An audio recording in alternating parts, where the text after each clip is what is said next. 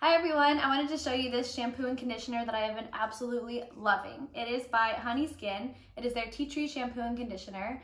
I have very dry hair and a flaky scalp, and so with black hair that shows up really easily. So I always look for a good tea tree shampoo and conditioner, and two of the things that I also look for in a shampoo and conditioner is if they are paraben free and sulfate free, which these happen to be. And it also smells very good. If you like the scent of tea tree, which I absolutely love it, it's this very mild, fresh scent, unlike other shampoo and conditioners, which sometimes can get very chemically, and I just don't like those kinds of scents personally.